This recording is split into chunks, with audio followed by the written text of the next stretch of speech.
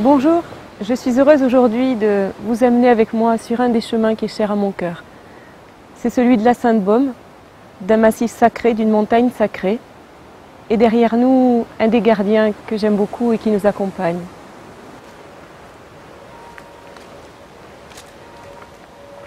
Après la rencontre avec le gardien, je vais t'amener près d'une fontaine qui se trouve juste derrière le bosquet. C'est une fontaine avec une eau très pure, une fontaine en pierre. Et on pourra s'y purifier si tu veux, avant de monter vers la grotte. Il y a même les cloches qui nous accompagnent.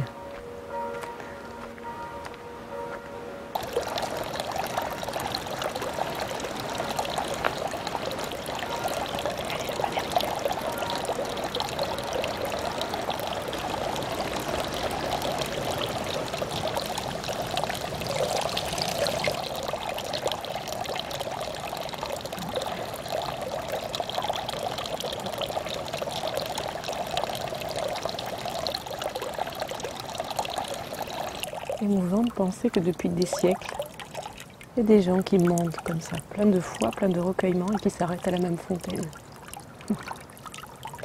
Et l'eau, cet éternel féminin qui continue à couler. Et maintenant, on va traverser la forêt, la grande forêt magique,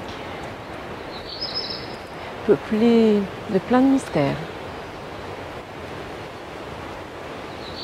C'est dans ce lieu plein d'énergie que j'ai maintenant envie de vous parler de la Sainte-Baume, de la grotte de la Sainte-Baume et de Marie-Madeleine.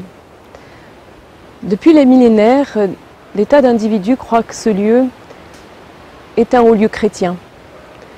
Depuis des centaines et des centaines d'années, il y a des gens qui viennent en pèlerinage, qui viennent se recueillir. En fait, ce site est beaucoup plus ancien. De Marseillais disent, dans des textes vraiment très très reculés, disent que c'est une montagne sacrée, que c'est un bois sacré. Et il faut remonter comme cela il y a très longtemps. Il y a à peu près 2600 ans, quand les Phocéens ont construit Marseille, ils ont probablement ramené avec eux le culte d'une déesse, Artémis d'Éphèse. Et Artémis est représentée avec un poitrail généreux, avec de multiples seins, que d'aucuns ont considéré qu'il s'agissait d'eux.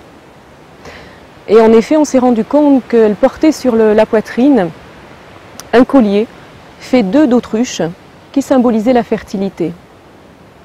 Alors, depuis des centaines d'années, des individus viennent ici, des plus notables, des personnages connus de l'histoire ou de la religion.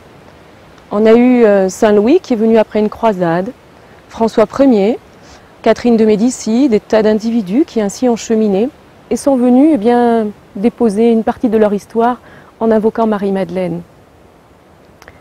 Et ce qui me parle en ce lieu, c'est de remonter donc il y a très très longtemps, au niveau de cette déesse qui a imprégné les lieux et le mystère de ces lieux. Cette déesse qui, bien au-delà de Marie-Madeleine, est dépositaire d'énergie de vie, de fertilité, de fécondité. On a découvert ainsi qu'au Moyen-Âge,